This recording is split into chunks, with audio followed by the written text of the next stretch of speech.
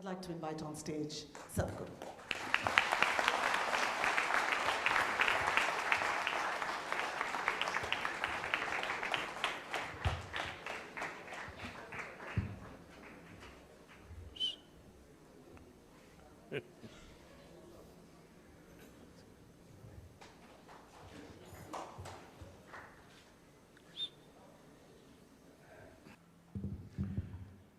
Jananam sukadam maranam karunam milanam maduram smaranam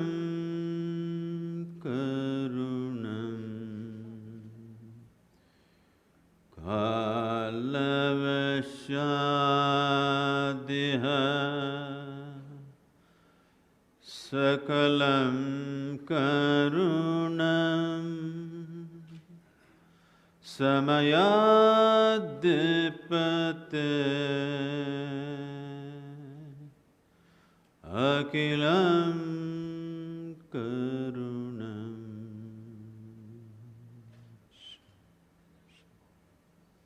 Good afternoon, everybody. Namaskaram.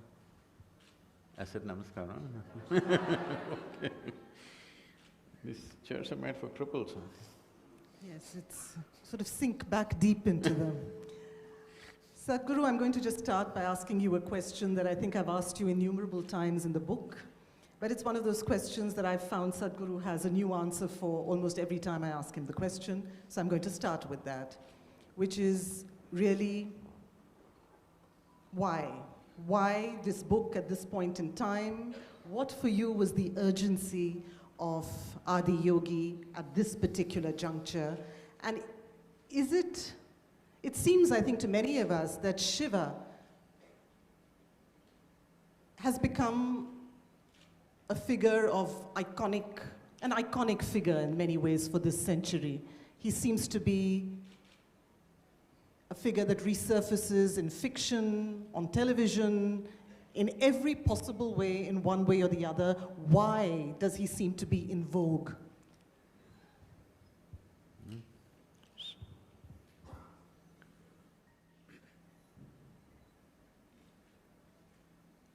Human race has come to a point in time where human intellect is firing like never before. More people can think for themselves today than ever before in the history of humanity. For a long time, if there was a village or a town, there was one pandit or a priest or a guru or a scripture, a book would think for you. I know, I'm sorry, many of you writers. But today, for the first time, a large part of humanity has begun to think for itself. Well, we can debate whether they're thinking right or not, that's another matter, but they're beginning to think for themselves. Once people begin to think for themselves, it's inevitable, questions will arise. If questions arise for a long time because of our allegiance to scriptures and concepts and dogmas, we had a very effective way of handling questions, that is, kill the questioner. Question did not die, at least for that generation it was handled, till another generation popped up and asked the same question. So for a long time we've been handling questions like this, just kill the questioner and it seems to be gone for some time. Those times are gone now because there are too many questions happening, too many people asking questions. You have to kill half the population if you want to kill the question. And if you kill half the population, the other half will ask inevitably, why? So, whatever dogmas, ideologies, belief systems, scriptural adherence we have had, if you really ask three questions, basic questions, 90% of the scripture will fall apart. And above all the three heavens will fall apart. It's not a small thing Heavens falling apart is not a small thing, isn't it? But heavens will fall apart. I think I should tell you what's in heaven. Hello, you would like to know what's in heaven? You want to know, he wants to go. In Hindu heaven, food is very good. In another heaven, there are these white-gowned ladies floating around in the clouds. If you like that kind of ambience, you need to go there. In another heaven, you will encounter virgin problems. But what is the qualification for you to go to heaven? Well, you have to die first.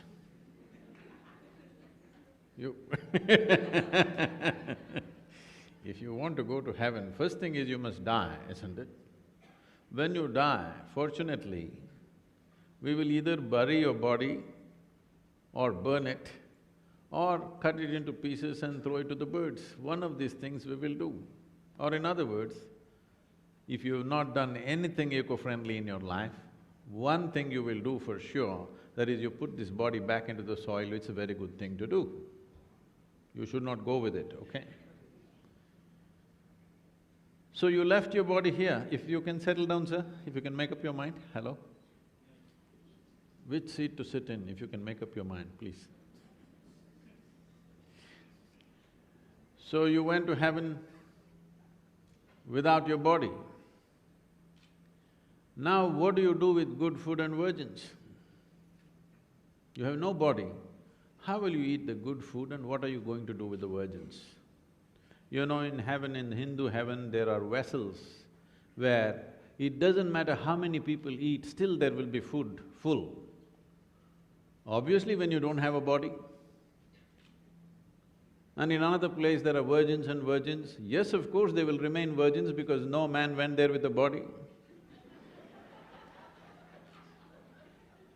So I'm saying if you ask three questions, all heavens will collapse, 90% of the scripture will collapse. So that time is coming soon. If you don't dare to still ask questions, your children for sure will ask questions. When they ask questions, your heavens that you've been promising for ages will collapse and scriptures will collapse. Already it's collapsing in a big way. In most people's minds, heavens have already collapsed. That is why they are on drink and drug, because they know there's no better place to go. But if you are dead sure that there is a better place to go, you must go today, isn't it? Hello? If you're so sure that there is a better place to go, you must leave today. So that time has come when empty promises, weird explanations, belief systems will not work. So time for Adiyogi has come because our scientific approach to the very basis of who we are, the very nature of our existence. This is… the feedback is coming back too much. Can you take care of this, please, somebody, wherever is the audio? The very basis… is it okay for you, the audio? It's good for you. Then I think it's only these two things, if you can control it a bit.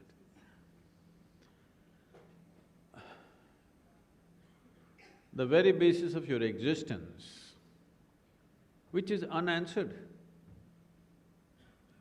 It's very natural for human intelligence to ask this question, what is the nature of my existence? Where do I come from? Where do I go?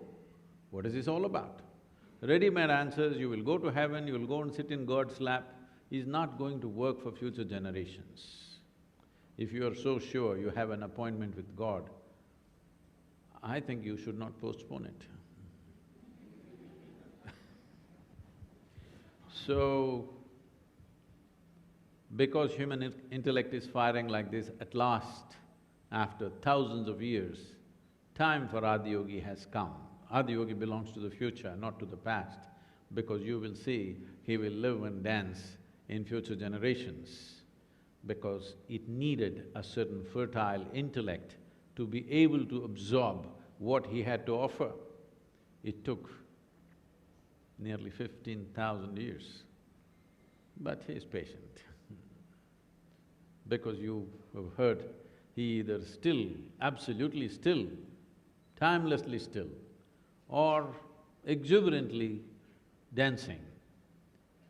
He is still, he dances here and there, but you will see he will dance in a big way on this planet, the coming generations. Sadhguru, you speak of him very often as a dimension, that which is not. At the same time, you speak of him as the very first yogi who walked this planet. And in the book, you speak of him in a bewildering variety of ways. You speak of him as your 50% partner. You speak of him as your sidekick. You speak of him most recently in a poem called Profoundly Alone. You speak of him as the companion who abandoned you. Who is Adiyogi?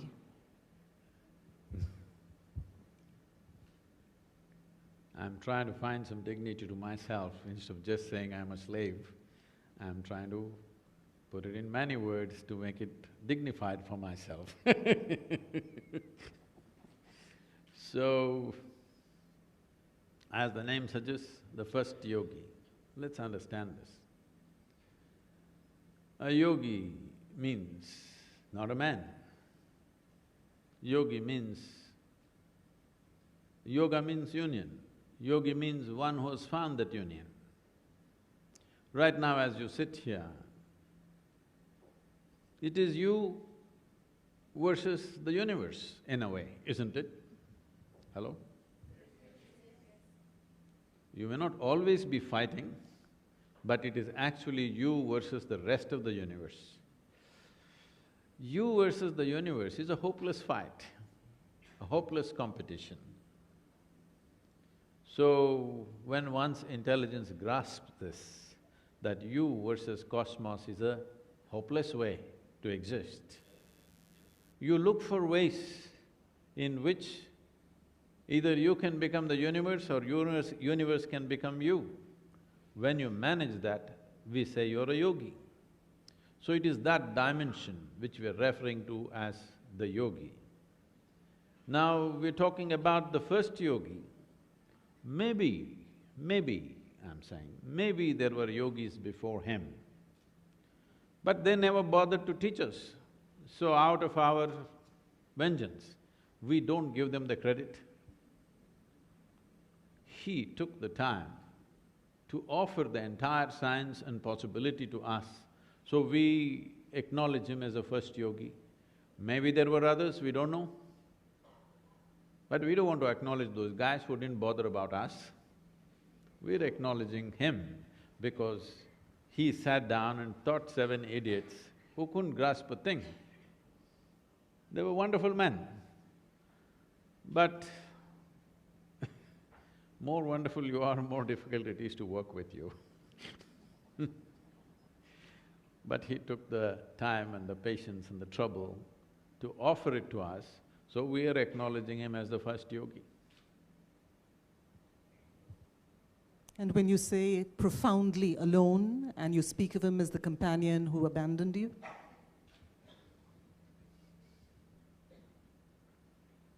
If you… we're not talking about loneliness, we're talking about being alone. I'm alone in this existence means, in some way the existence has become a part of me. Only I exist. When only I exist, obviously I will be alone. So, but it's very profound. Usually when people are alone, they become depressed, they become lonely, they feel abandoned by the world or people around them. It doesn't matter, people feel alone even if they lose their money, you know If they lose their phone, they'll feel terribly alone today. So, we're not talking about that kind of aloneness, we're talking about aloneness that's come out of union. So it's very profoundly alone. In the book, you make a distinction between spirituality and mysticism. We use the word mystic quite liberally. We introduce you as a mystic. But I think for many of us, some of these distinctions between the word mystic, saint, sage, these are blurred distinctions. We use them interchangeably. What would you say is spirituality? What is mysticism? How is a mystic, particularly in a conference devoted to mystical literature, who is a mystic? One who is not a mystic.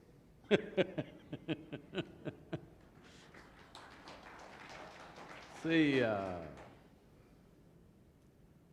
nothing special about a mystic. Very ordinary. In fact, we used to have a brochure, which we have removed now.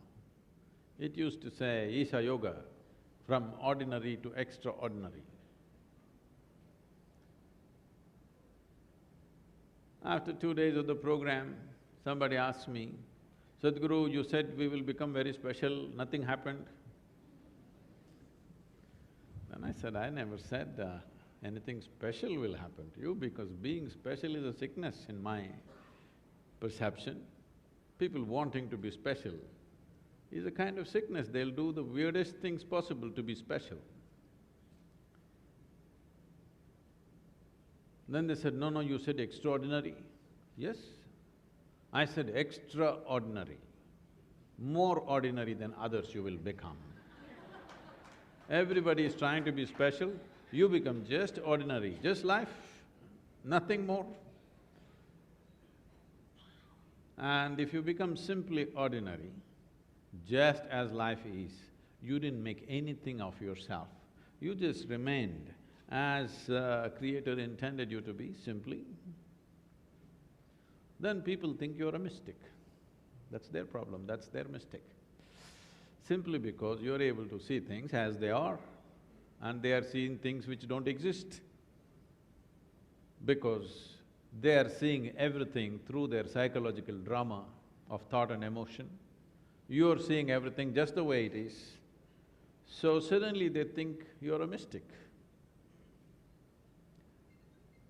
That's not my problem, it's their mistake.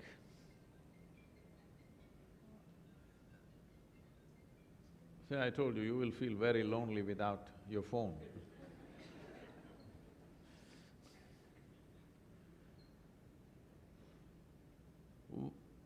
If you… what you think is a mystic, suppose I sit here with my eyes closed and somebody walks into this hall, I can tell you what sort of person has walked into the hall right now. I'm sure you would think that's very mystical, isn't it? But what you don't understand is, your dog can do it. Your dog is sitting under this chair, somebody comes at the door, he knows who has come. Yes or no?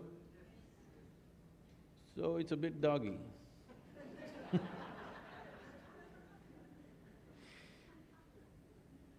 It's just that you have made sure nothing comes between you and your perception. You have honed your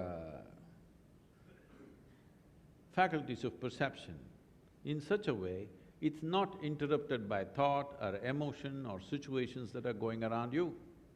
Drama is happening all the time, but you're untouched by the drama, and both the outside social drama and the psychological drama, you're untouched by this, you're able to perceive everything just the way it is. That means without making mistakes, you're perceiving everything as it is, so you become a mystic. Mysticism means it is just a longing to know. This is not something that happens by intent. It's a natural consequence of human intelligence. This evolution has delivered us at a certain place where we cannot be without knowing. Yes? If there is something that you do not know and you realize you do not know, the very innate nature of your intelligence is such, it wants to know. Now, when you want to know, if you do not have neither the commitment nor the courage to seek that which you do not know, you will believe something. Well, all you're looking for is an authority. The authority may be a guru maybe a scripture, maybe a messiah, or maybe an unseen god somewhere in the clouds. But essentially you're looking for an authority so that what you do not know, you can pretend that you know.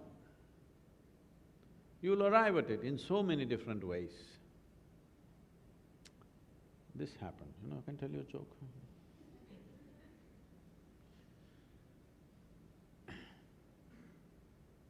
An 8-year-old boy in New York City came home from school in the afternoon. He had a very progressive mother. Obviously, she was single.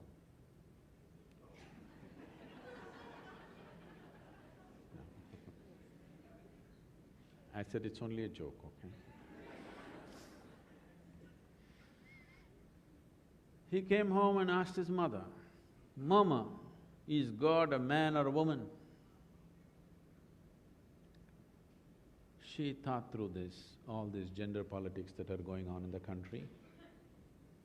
Just now in the last election, they tried to settle it. It didn't work. After much thinking, she said both. The boy went into profound thought. Then he came back after some time and asked, "Mama, is God black or white?" She thought about all the racial politics that are going on in the nation. In the previous election, they tried to handle it. Didn't work.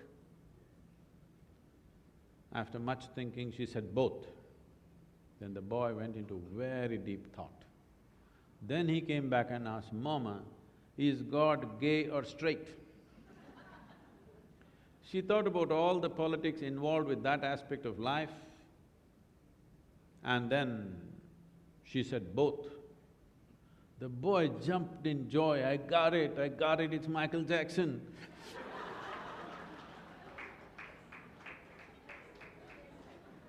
I don't know how you arrived at yours.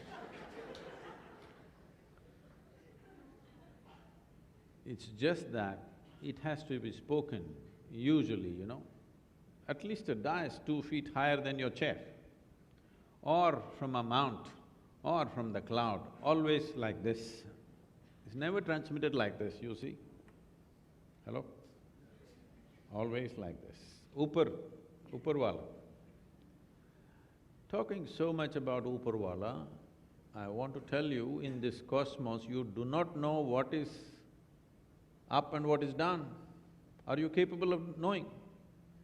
You're on a round planet and the damn thing is spinning all the time. Inevitably you're looking up in the wrong direction, aren't you? Hello? What do you think Australians are looking up at? So, the moment you ask a few questions, all the fake authorities that you have created in your life and try to sustain yourself unseeking, this is all your tricks to see that your intelligence doesn't bother you and freak the hell out of you, that you don't know the fundamentals of life. You know everything. You know everything. You know where God lives, you know His name, you know His wife's name, you know how many children He has, you know when His birthday is. You just know… you even know what He likes for dinner. This incredible knowledge about everything about the Creator. We must understand this is the only culture on the planet which has been a land of seekers. The people that you worship did not fall from the top. They were normal birth for their mothers, weren't they? Your Ramas, your Krishnas, your Shiva, everybody walked this geography, went through all the trials and tribulations that you go through and much more. We bow down to them not because they were gods, we bow down to them because of the freedom with which they existed.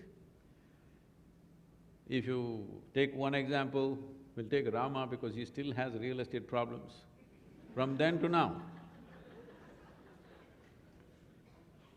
Then he was born as a prince, went through the finest education possible in those days, grew up into a very gentle, wonderful, wise young man, married a beautiful princess, but something went wrong and he was banished to the jungles.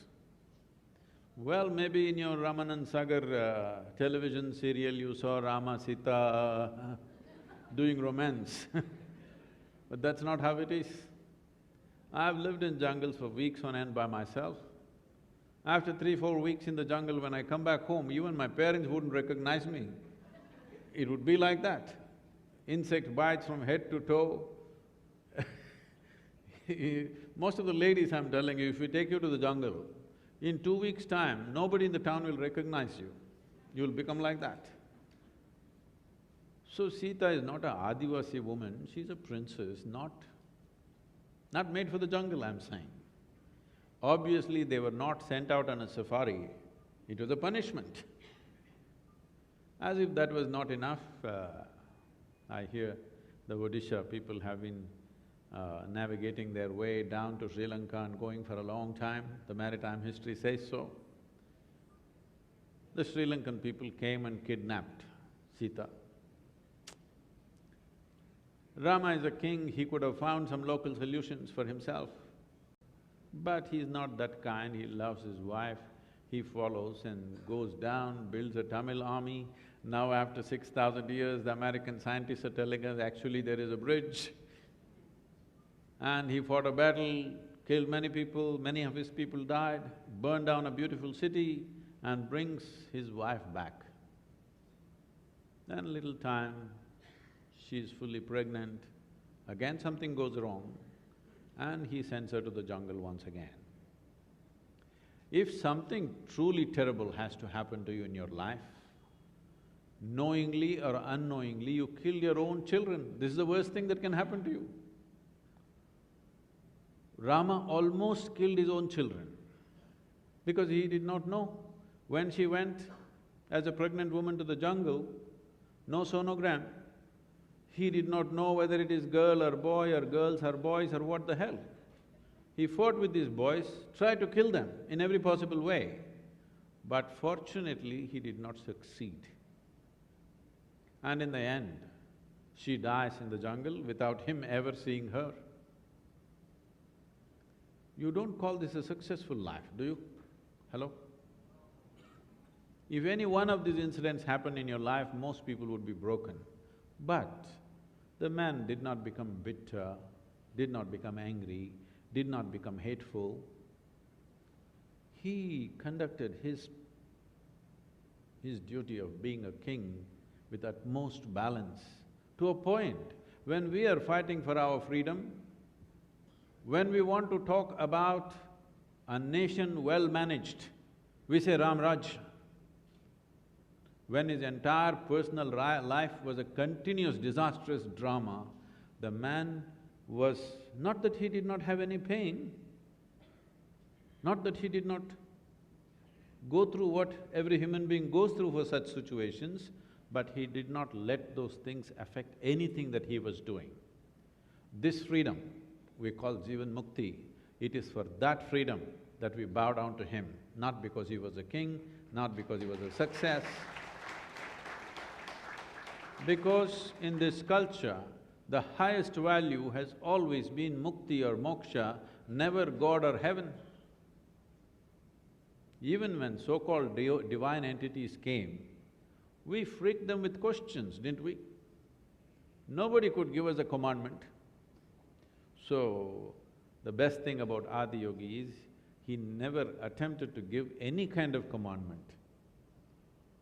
Questions and questions and questions. From Parvati and the seven sages, endless number of questions. Every question he did not answer in poetry. I'm saying this because not just making it beautiful, making it very technical, scientific and logically correct, at the same time touching a dimension which logic can never touch, honing your logic in such a way that your logic will not trap you to a mundane way of living, honing your logic in such a way that it becomes the stairway to the magical dimension of life. You speak in the book, Sadhguru, about Adiyogi as the one who is the very source of yoga, which is a science. But you also speak of him as the one who offered another science, the science of Tantra. And for various reasons, I think, Tantra is a word that many of us have perhaps our own have drawn our own conclusions about. It's a word that many of us approach with some wariness. Sometimes it's a word that is regarded pejoratively. We have reached a point when we can talk of an International Yoga Day, but it seems unlikely that we'll ever talk about an International Tantra Day. What is Tantra? See, they've kept some peppermint for you, not for me. There must be some good reason, isn't it?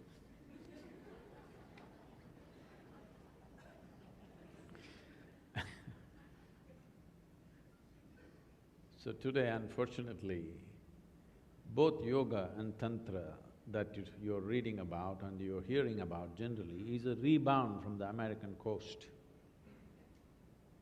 So there is dog yoga, there is aquatic yoga, there is beer yoga, there is gun yoga, okay? People are doing yoga with guns. People are doing yoga with a full glass of beer.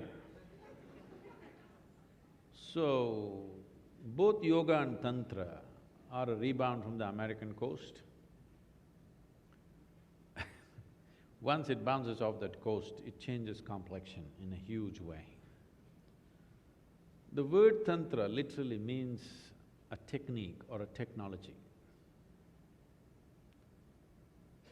I think even now in Hindi, what do you say for technology? No, that is an English word mispronounced. What do you say for tantra, whatever is that? What is this? Okay. There seem to be multiple Okay, options. fine.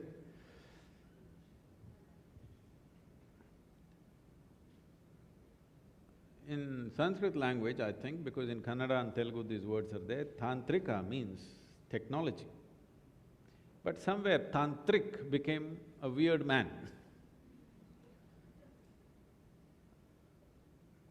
The word tantra literally means technology or technique. There is no yoga without tantra. But as I said, because it comes from the American coast, we have begun to understand tantra as unbridled promiscuity. If we have to separate yoga and tantra, which is not correct, it is like, let me put it in modern terms, there is science and there is technology. Science is just an exploration. Technology is practical usage of a few things that we have understood. Science is a pure seeking, which is a natural quest within human intelligence. Technology is of social consequence. Today in India, if you say science, people think it's only computer science, which is just technology. Even if there's no computer, still there is science. Because technology brings benefit, people are more ardently devoted to technology than to science. Nobody would fund science. No funding for science would happen if they did not come up with some technology, because everybody who invests, they want some result. How can we use it? So when governments invest, or when universities invest, or when companies invest, they're not investing in science, they're only looking for technology, newer ways of exploiting the world. So yoga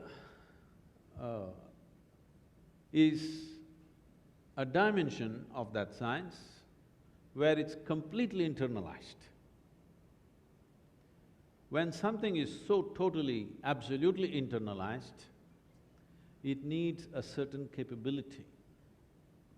If I ask you right now, many of you, some of you will be able to do this, something very simple, that if you are speaking, you also be conscious about your breath and be conscious about the various aspects of your body and then speak.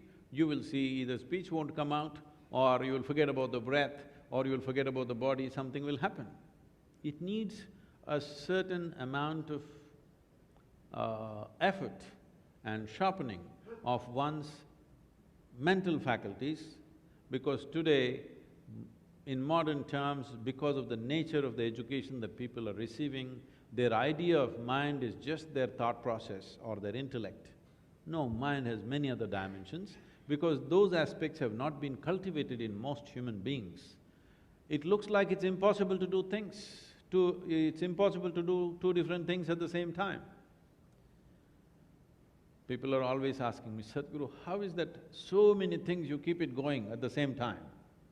Well, I have 12 to 14 tracks running in my mind all the time. And if I initiate something and leave it, it works itself out. Every human being is capable of this. It is just that because of the nature of education that we are receiving, we are just focused on thought process. We think thought is the biggest thing. No. Thought is only recycling of the data that you already have.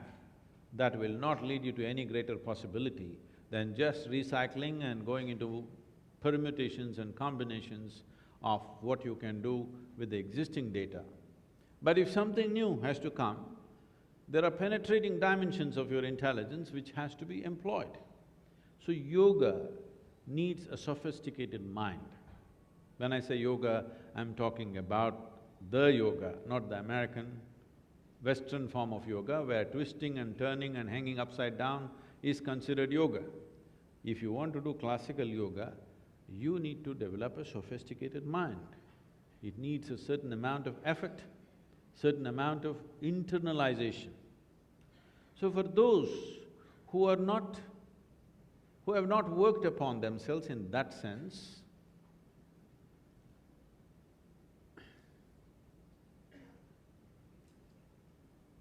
for such people, they brought in other dimensions where they could use their body and things around them, where the other substances are used to create a similar effect. In India, you have these yogis and ritualists. These rituals are all different aspects of tantra, generally gone bad today, but there is a certain dimension to it. This is for people who don't know anything. They also want to experience something.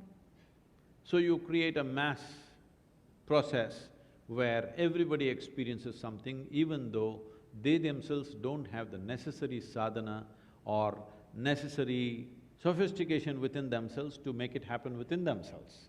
So you do an outward thing. So generally, this is how today's classification, this is not appropriate. In today's understanding, yoga means internal, tantra means external.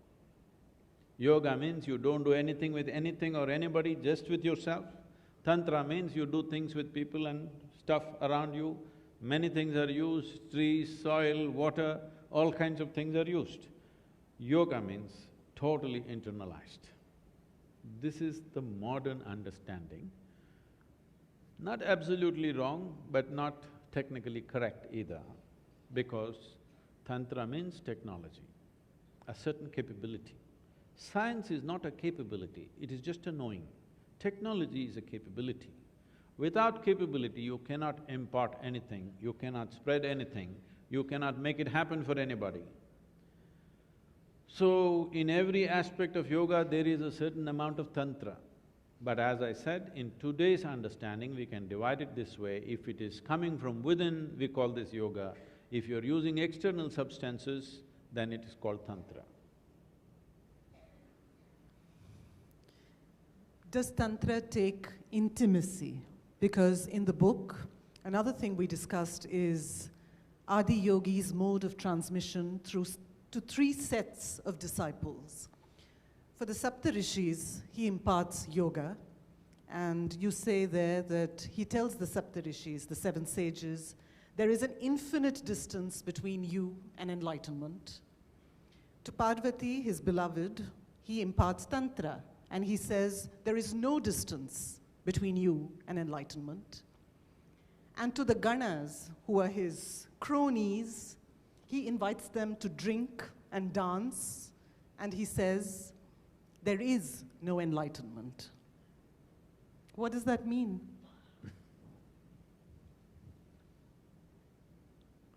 Where there is intellect, there is infinite distance. Because intellect is both a possibility and a trap, it depends how you use it. Intellect does not function by itself, it needs data. Depending on what kind of data you have and what kind of identity you hold, accordingly your intellect functions. You must see this as an observer, you must just watch 2 people arguing vehemently with each other. Both of them obviously believe they are being very logical. But you think the other person is a fool, but the other person thinks you're a fool, and it just goes on endlessly, and it can go on forever. It's gone on for thousands of years, the same things. Because intellect is a knife. I'm asking all of you, would you like a sharp intellect or a dull intellect? You must choose. I'm going to bless you right now. Sharp. So it is a cutting instrument, it's like a knife. Knife is good if you want to cut something open. Intellect helps you to dissect things and know. Maybe many of you who went to school and college, you dissected that frog or a cockroach and you looked inside, its heart was still beating and you thought you were learning something and the frog was looking at you, you idiot. You also have a heart beating inside of you, what are you looking at mine? I don't think the frog enjoyed the dissection. Hello? No. Don't think the heart was beating for you. So, dissection is one way of knowing things. If I want to really know you, shall I dissect you? Hello? If I dissect you, I may know something about your liver, kidney, heart, spleen, but I will not know you, isn't it? Maybe by embracing you, I will know something more about you than dissecting you, isn't it? But intellect is a knife, it can only dissect. Whatever you put it to intellect, it will cut it open and look and analyze and look at it. The more intellectual you become, the more you cannot get along with anybody, just see. Unless they drink with you or smoke with you or do something with you, you can't get along with them because this is the nature of the intellect. Now you want to stitch something, but only instrument you got is your intellect. So with a knife you stitch, you will leave everything in tatters. I had this experience. You know, there was a time when I crisscrossed India on my motorcycle. I was riding somewhere between, I don't know whether I was in Madhya Pradesh or Uttar Pradesh, somewhere in the border area. Then I have a little bit of trouble with my motorcycle. I have all the tools because I don't trust any mechanic on the road, I fix it myself. But I stopped and I saw Mubarak Mechanical Works. So I parked and I told him this is what I want and I thought let him fix it, I'll have my breakfast. Whole night I've been riding. Then Mubarak Mechanical Works a very enthusiastic, enterprising young man. Then he brings out his tools. The only two tools he has is chisel and hammer. With this he does everything. But once he's done with your machine, that's the end of it. After that, nobody can work on it anymore because none of the spanners or anything will fit on it because you tock, everything he opens like this. So, today unfortunately educated people have become like this. The only instrument they have is a cutting instrument. With this they try to do everything. And no wonder people are becoming so grave-looking. When I see people walking on the street, I'm just wondering, are they practicing their last pose, you know? Those of you practicing, I'm telling you, it'll come to you naturally, you don't have to practice. When you're dead, you get it actually, it comes free, not with practice. This has happened to you simply because you're applying a cutting instrument on everything and life becomes slowly painful, not knowing why. Because you have… the only tool that you have is a knife. With that you try to handle everything and everything hurts. That's how it is.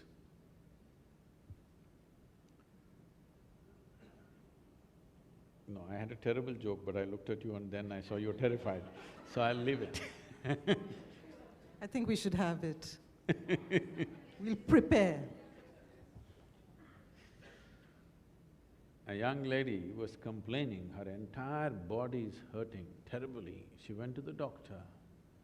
So doctor said, where does it hurt? Anywhere I touch, doctor, all this. Then the doctor looked at her and said, okay, you come here. And he took a splice and put a splice on her finger. And then he said, now you touch. Oh, it's cured, it's cured, it's cured, everything is okay. The problem was, the finger was fractured.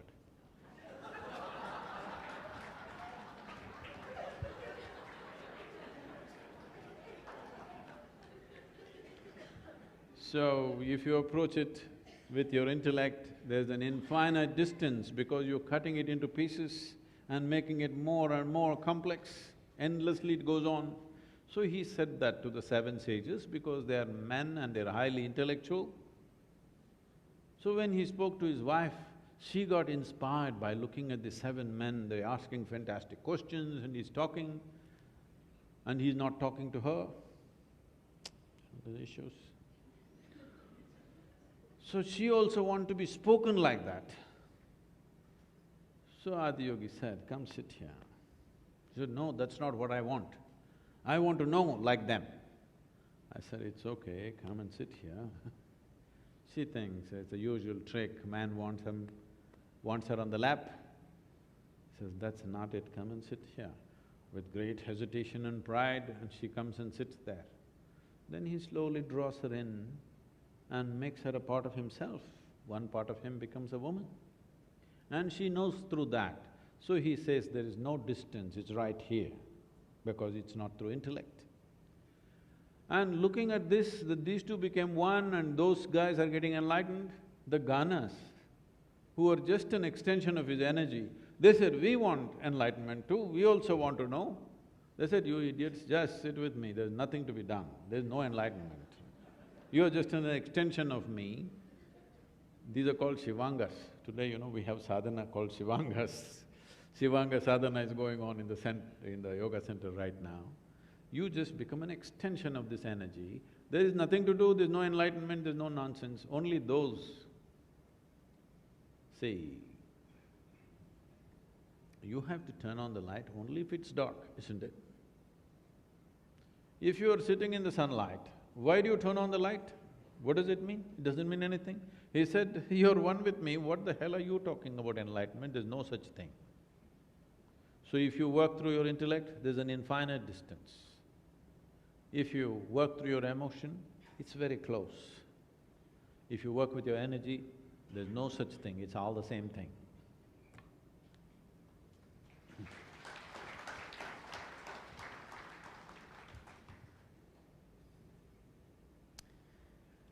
Sadhguru also talks in the book of Mount Kailash, and he speaks of it as the greatest mystical archive on the planet. And there's a point in the course of our conversation when I asked him, what does it feel like to actually be in the presence of Kailash? And I remember you said, Sadhguru, you said, when I see Kailash, I go blind. And I wasn't quite sure what you meant, but I think that sense of curiosity remains. What does it really mean for a mystic to encounter this prodigious archive? Is it the way some of us might feel when we encounter I think the word that I used is a library. Library. Archive. What does it feel like to encounter a library, a mystical library? What does it mean?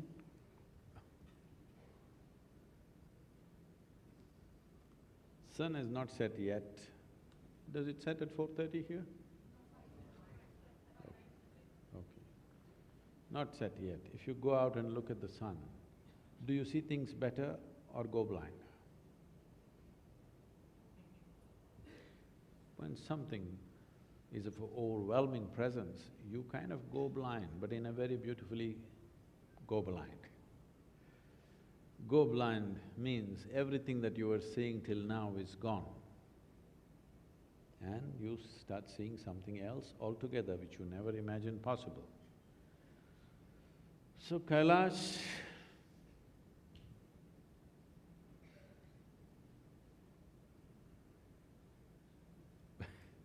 I'm not a pilgrim type.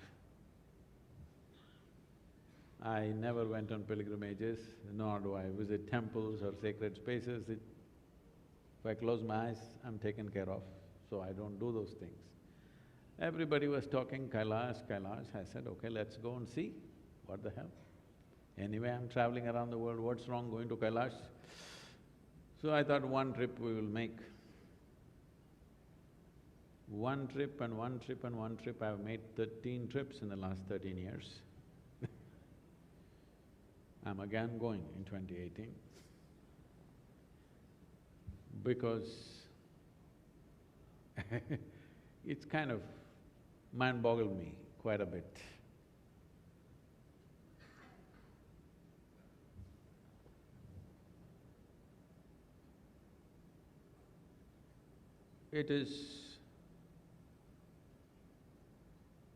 Its overwhelming presence is something that you cannot miss.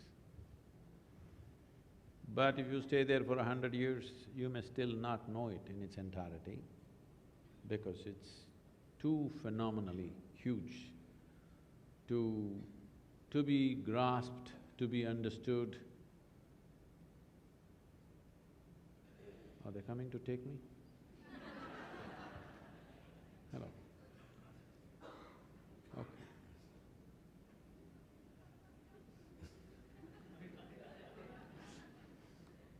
I'm just nasty, it's okay, I'm like that only. So, it's a phenomena beyond any kind of understanding that one can have. It can unpeel itself forever and still everything is fresh and new. Even if you have no such faculty to perceive, nobody can miss the immensity of the presence, it's just overwhelming presence. Well, the Chinese have made highways and all kinds of accommodations coming up, so I fear that people will start going there like tourists, of course they'll take a selfie with Kailash and come back. That'll be the tragedy, that you go there and you don't experience anything and come back. That day is not too far away. But it's been so immense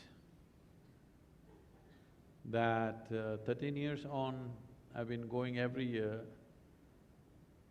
and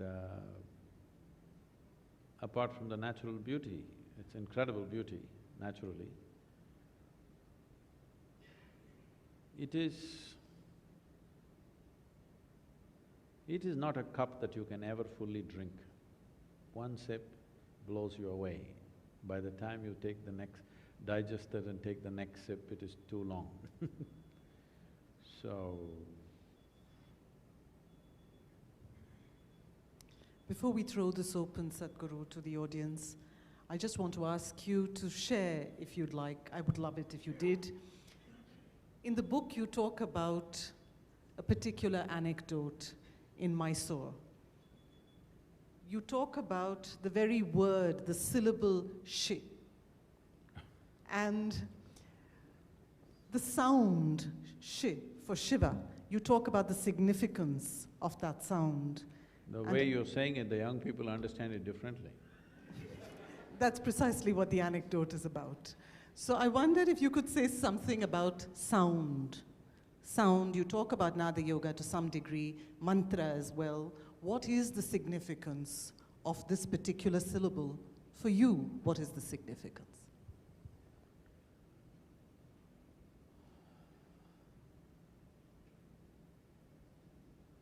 See, I'm not the mantra kind.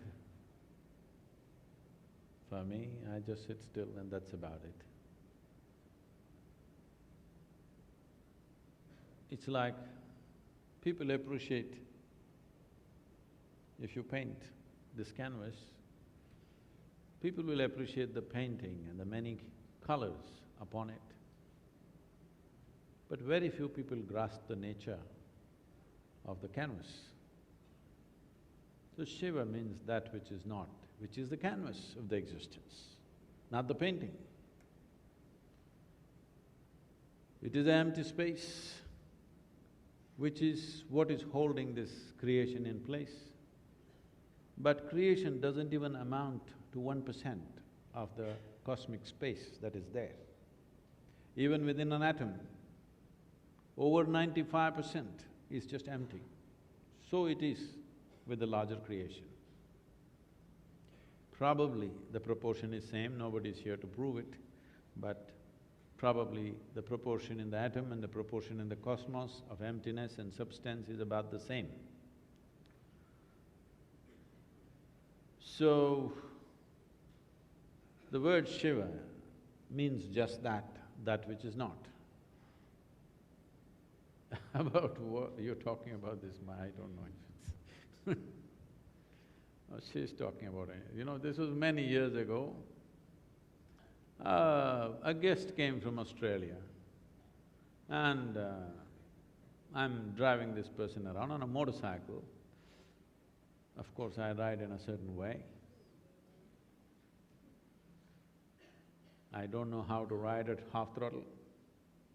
I always drive at full throttle, both my life and my motorcycle and whatever else I drive. So, if I ride fast, in my ears I hear shit. And I say, okay. Then if I brake, shit. If they see something beautiful, shit. If they don't like something, shit. The food is good, shit. It's too hot, shit. Then I think, what's happening? This person constipated or something? I thought shit is over in the morning. Whole day you're saying shit, shit, maybe you're trying to invoke yourself. Then I look at this person, they're getting agitated and they say, shit. Kind of settle down. If something is working for somebody, I don't intend to disturb it. If shit is working for them, what's my problem? There's an entire science as to the structure, the geometrical structure of the sound Shiva. When I say geometrical structure, when I came and sat down on this chair, I said, this is made for cripples. Because this is for people who can't fold their legs, who can't sit down properly. You know, it's made for crippled people. Why I'm saying this is, in many ways you're crippled, your perception and your faculties simply because of the way you sit.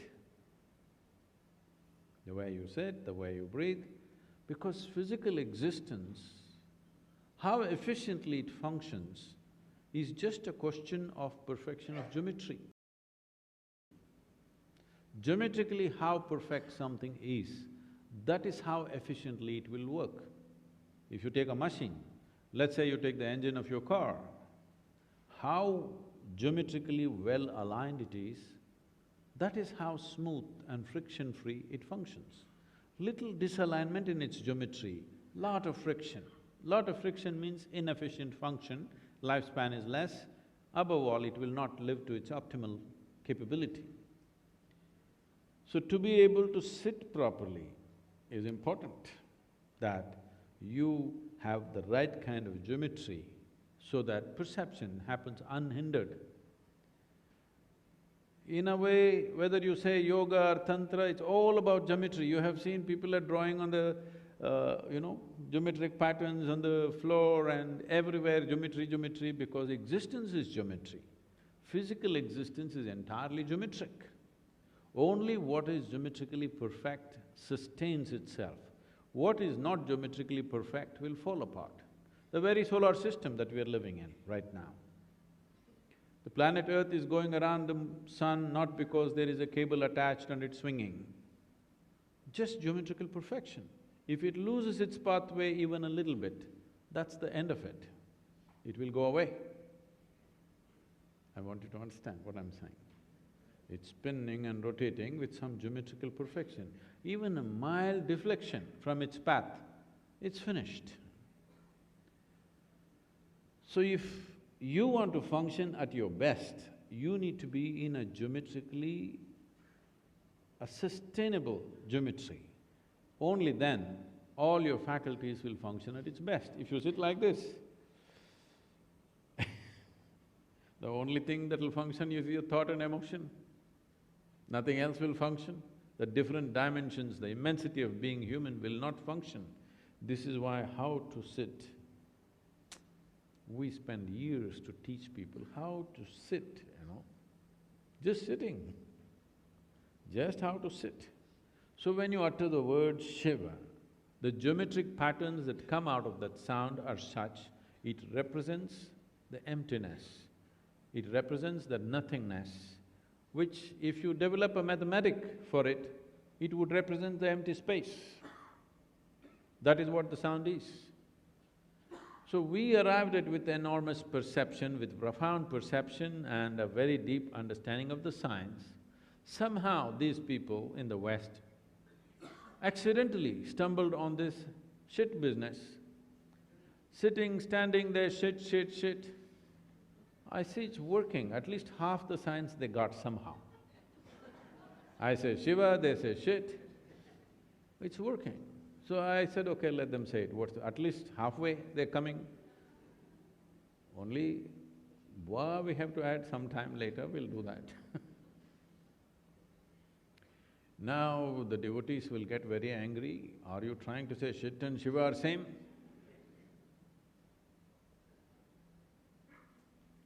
No, they cannot be same. But in your mind, if Shiva is only… you react in such ways because it is just something that you believe.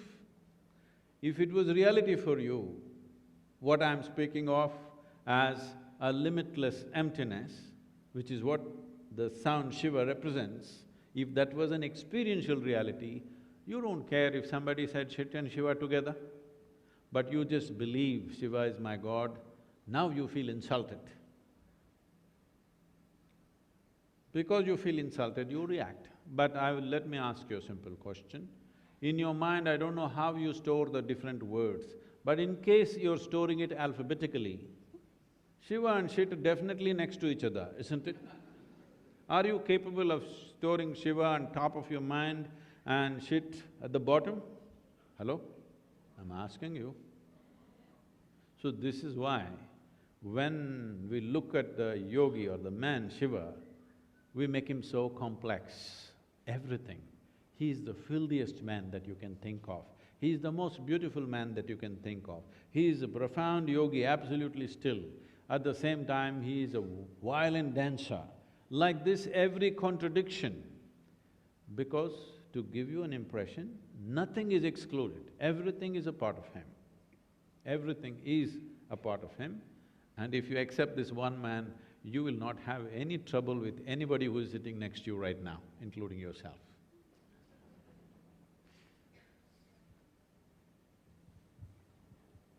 I think this is the point at which we'd like to pause and invite some of you to join this discussion.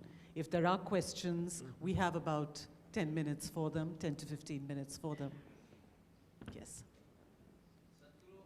Can you give a microphone to him, please?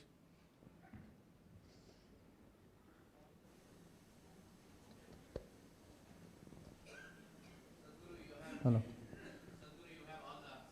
Questions. But now if Adiyogi will arrive here and give you a chance to ask him a question, what question you are going to ask him? What makes you think he's not arrived?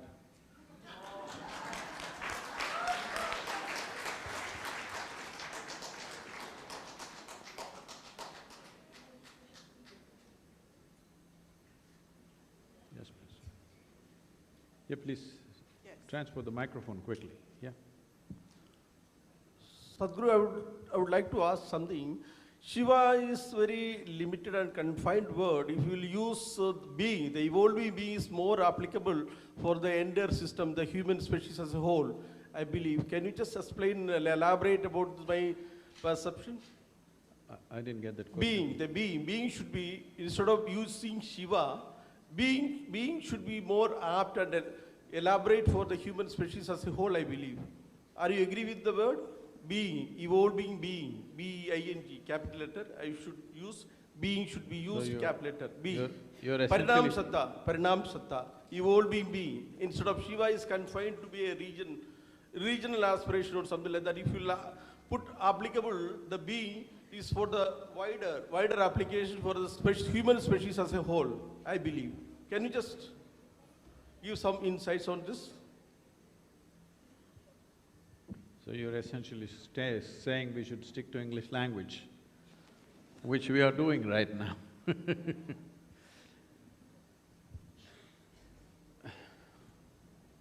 When we say Shiva, we are not talking about some fanciful man floating somewhere. We're talking about a limitless dimension.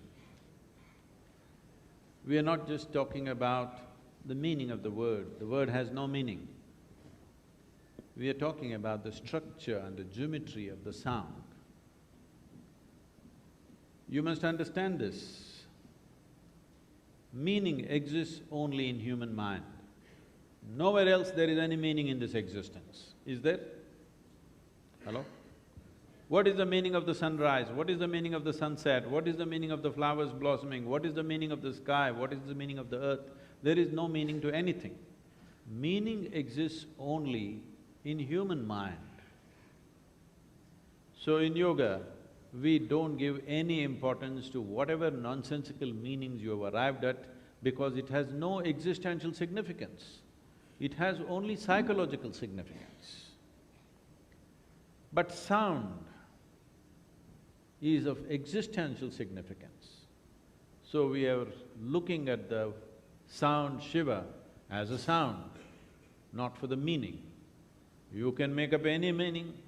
Somebody thinks Shiva is a yogi, somebody thinks he is a Bole Baba, somebody thinks he is something else. They can think whatever they want, that is the meanings that they attach.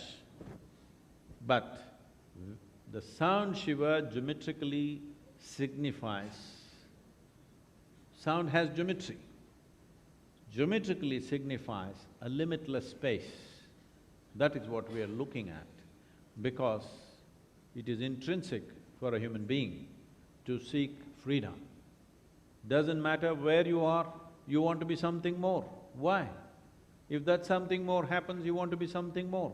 Essentially, you're trying to expand your horizons, or if you look at this carefully, you will see there is something within you which does not like boundaries. You want to be boundless. So Shiva represents that boundlessness. Pranam Sadhguruji. I want to ask you one question only, how to find my spiritual guru? Why should I tell you? You are the only person can answer this. Then I think you answered your question.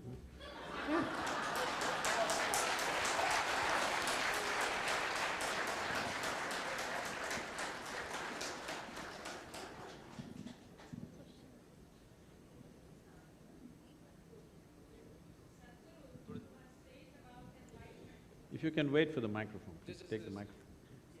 Good evening, Sadhguruji. Where are you? Where are you? Okay. What, according to you, is the greatest lesson that you have learned till today from your life? I don't learn anything, huh? Really. I'm quite incorrigible. I don't learn anything. I see everything just the way it is. I don't learn anything. Because learning means making some conclusions and keeping it in your goodie bag to use it somewhere else. No, I don't want to use anything, because I have my faculties on.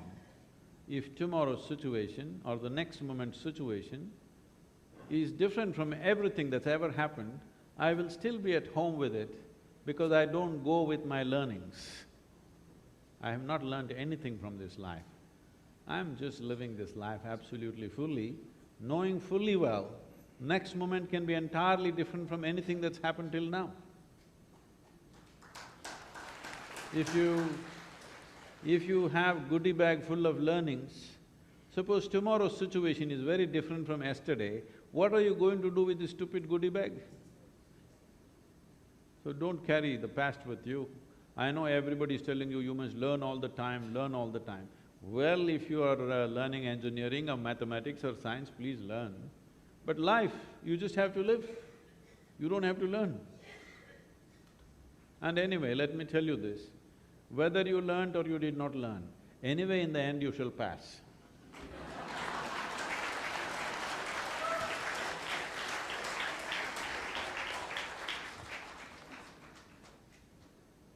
Please take the microphone, whoever. Namaskar, Sadhguru. My question is that if knowing the ultimate is our the topmost thing which we can do, okay, and for that if yoga is the only way, okay, and for yoga if my clarity of mind or my longing to that is the thing which can makes the thing works. And for me, everything is going like in a circle. Means I don't know. Yeah, you don't have to worry, even the planet is doing the same thing. Means where to start and how to start, and means if there is no longing, then there is no yoga. If there is no clarity, there is no longing. Means What is this? means everything is in a confusion. No, you're just making equations which cannot be equated. Yes, then means how to solve that equation? If I hang you upside down from the ceiling, would you want to come out of it after some time? Yes. Hello? Yes. Yes, isn't it? Just today, switch off your phone next 24 hours, okay? Don't talk to anybody, just go sit on the beach. Don't look here and there, don't look at the local girls who may be on the beach. Just simply sit there. And after some time, initially you will enjoy the scenery, after some time, life will bother you, simply. Nothing need to happen, simply it'll bother you. Allow it to bother you sufficiently, it'll bother you and freak you to such a place. Most people are busy texting not because they have something to say, just to dodge the bothering. They're bothering somebody else. If you simply sit there, you will see you're actually hanging upside down in this universe without knowing a damn thing. When it bothers you enough, you naturally become a seeker. You want to know. When you want to know, please come, I'm there.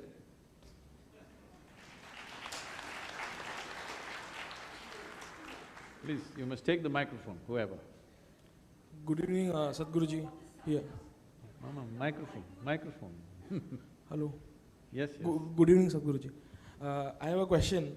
A person has manifold interests in his life. Now, if one person tries to pursue one interest and the other interest deviates that person from pursuing that interest. So how to do a balance or strike a balance between pursuing manifold interests? If you sit in one place and don't do the both, then you will be in balance. What is this? Is it true that right now that you're sitting here, for whatever reason, you can't be in a cinema theater right now? Or can you be? You've been watching something on the phone? No. So you're listening to me, so you can't be in the cinema theater. If you're in the cinema theater, you can't be on the beach. If you're on the beach, you can't be somewhere else. This is not just for you, this is for everybody, isn't it? Hello? But if you pursue any one thing with absoluteness, everything else is included in that one thing. You don't have to do many things. If you do one thing absolutely, you will see it contains the whole life in it. Tell me one thing which is exclusive of the other. If you become absolutely involved with something, you will see it includes everything in it, just about anything. This is what mysticism means. Kabir is a weaver, just weaving cloth, he realizes things. Somebody just sweeping the floor realizes things. Because absolute involvement is what is missing right now. Now you're already thinking, if I do this, if I go west, I can't go east, if I go east, I can't go west. So what will you do? You will not go anywhere, sit here and think about this and that endlessly. That is just psychological drama, nothing happens. So whatever, it's not about what you do. Whatever nonsense you do, if you do it with absolute involvement, that becomes an all-inclusive, tremendous divine possibility.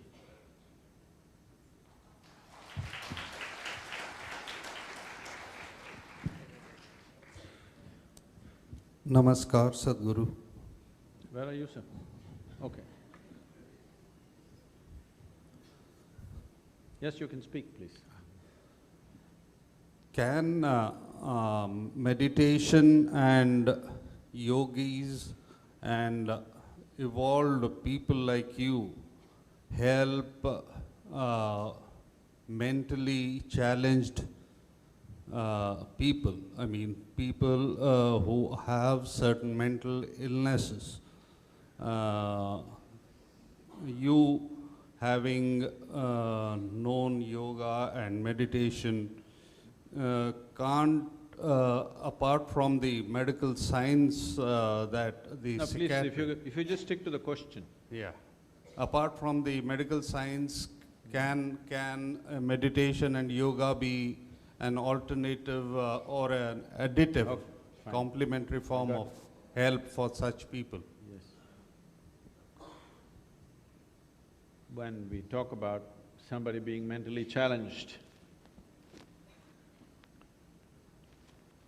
on a lighter vein, everybody is mentally challenged in some way. No, please. But when somebody has a situation which has gone beyond a certain point, where it's become painful both for them and everybody around them, that is when we label it as mentally challenged. You're mentally challenged, but you're okay, you're managing yourself, then we say you're normal. But you're challenged to such a place where it's become painful both for you and for people around you. Now, this is not something that we can do on standard prescription right here, because as every human being who is here, nobody is mentally same or physically same. It's a unique body and a unique mind. So there is no one common prescription for all these problems that human beings may face. Somebody may be so by birth, somebody may be so because of genetic reasons, somebody may be so because of situational pressures. We don't know how they've gotten into that place. So saying something general and saying, okay, this is the solution, is going to be irresponsible. But if it is because of situations that people have become mentally disturbed or broken, definitely with yoga and meditation we can fix it. But if it is because of pathological reasons, then medication may be must, because your chemistry may be so volatile that it can't be just fixed like that. But once people go on the required medicine, then working with them, if they are willing. We have helped thousands of people like this. Some have completely come off medication and become normal. Some are moved from severe medication to more milder doses of medication and managing themselves. There is no one magic wand for this. It all depends on variety of factors. I don't think anybody has figured all the factors. Many times we hit that lucky spot when for somebody miraculously it works, but another person just doesn't respond. This is my experience. I have seen hundreds of people coming out of such situations miraculously by doing simple processes. At the same time, some simple problem somebody has, do what you want, they will not come out of it. There are various factors involved in this. But if somebody is already on medication, it is good to try to balance the system with the right kind of practices. It will definitely assist. One thing I can tell you definitely, very easily, with little bit of work, 25 to 50% of the medication can be brought down, which itself is a great help for that person. That much can be done, but we need special circumstances to handle such people. We can't handle them among common people, it may be too much pressure for the ordinary people and for them to be in those situations. That is the challenge. Can we create that ideal situation needed for that particular person? That itself is a very big challenge which most of the time we are not able to create. So, if there is such a situation, it's best that complete detail of what is the situation is written down. Accordingly, we can take a judgment whether it is possible to help them or not. Sadhguru, I'm going to ask Disha to come on stage because there may be one or two questions from the media that she'll facilitate, not more than 10 minutes. All right, well, we'll quickly just take a couple of questions from the media if there's any. From the media, if there are any questions, because we have a time constraint here. Yes, sir?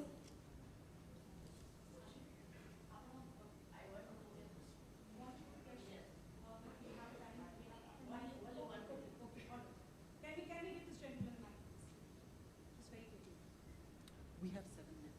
Yeah. Well, Your Honor.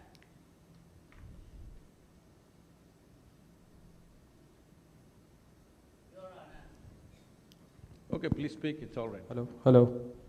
Your Honor, what is the difference between Brahman and Atma? Forget this Param Brahma and Paramatma, but what is the difference between Brahman and Atma? Number one question. And number two question is… One question. So there's so many waiting, we'll have to take one question from about you. Satya Sai Baba. Okay. I am not given to comment on any individual, so let's leave the second question. And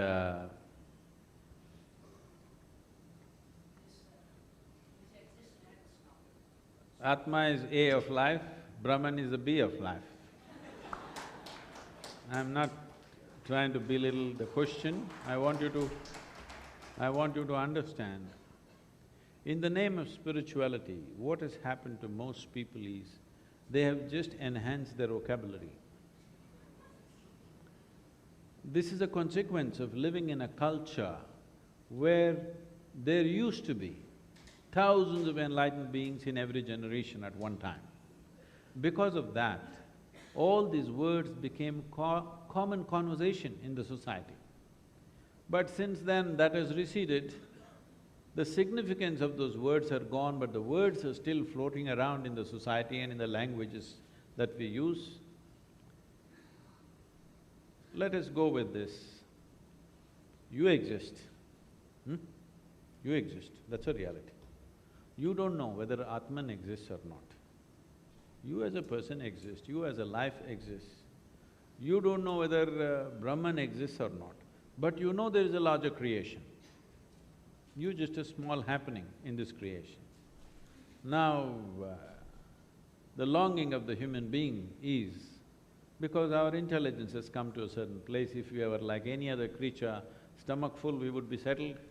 Now that we've become human, stomach empty, only one problem, stomach full, 100 problems. Not only of life here, we even want to know Brahman. But do not enhance your vocabulary, because enhancement of vocabulary will keep you in deception for a lifetime. Don't use those big words. You are there, so much is there. You don't know the nature of this, so there is no way to know the nature of that. And the reality is this right now. You don't even know if there is a world there. You don't even know if there is a universe. You only know it the way it happens within you, isn't it?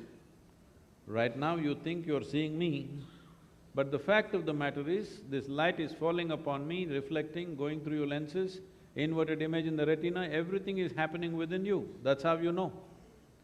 So you only know what's happening within you. Today technologies have come where instead of projecting something on the screen like this, they can project it into your retina. Okay? Multiple projectors which will project it into your retina, and it's real. If you know, kids are wearing glasses and going through the Samsung phone, if you put it on, it's a full 3D experience. It's more real than the real. So, what you know as reality is just the way it's projected in your mental scape. So let us just focus on this one thing that we know, because we can only work with what is on our hands. We cannot work with what's on our minds. We can only work with what's on our hands. What's on our hands is a life. There is a life here. To know the nature of this life, because it is the way this life is experiencing, we are knowing everything. So what is the nature of this life if you know? You actually know the entire universe by inference, because you know the way this experience is being created. So just you is enough. Don't create another guy called Atman, because once you create Atman, then you will create ego, then you will create another thing.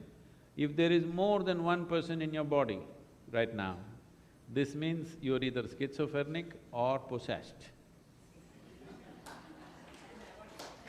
But I am not a psychiatrist, nor am I an exorcist, so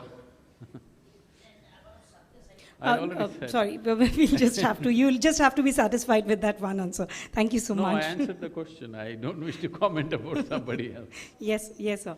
All right, do we take one last question from the media, if there's a question from the media? One last question, yes. Only if you're media, you raise your hand. Yes, if you're from the media, raise your hands and we can take one last question. No, the media is silent. That's good. All right, none from the media. Are you from the media, sir? From which organization are you from? Connect News? All right, we'll just take one question. Sir, you can have the mic, sir. Yes. Sir, do you have any plan to spread your these religious things or your foundation works in Odisha? That's typically a journalist question, sir. Anyway, I don't have any intention of spreading my own religion to anybody because I don't have one.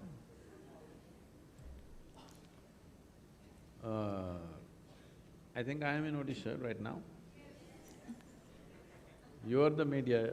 If you think it's valuable, you must spread it.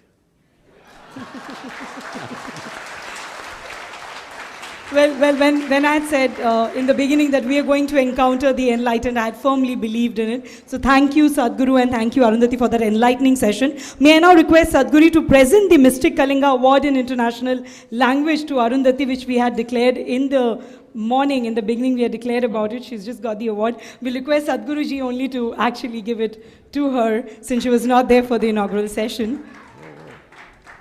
We'll request the founder, KLA founder, Rashmi Ranjan Parida, to join on stage, and we'll also request, along with Mr. R.R. Parida, his wife, Prachi Naik, to please come here and felicitate Sadhguru. You're getting awards, huh? To felicitate Sadhguru, we'll request the organizers, Rashmi Ranjan Parida and Prachi Naik. That's good. Thank you.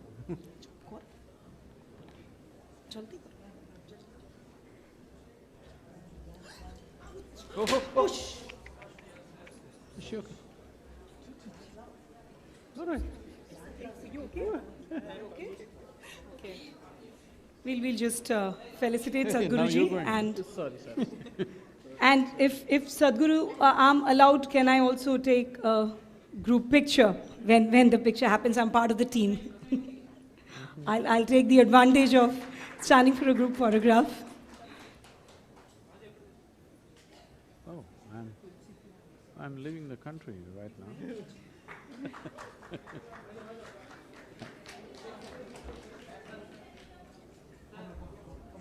Is this my dinner?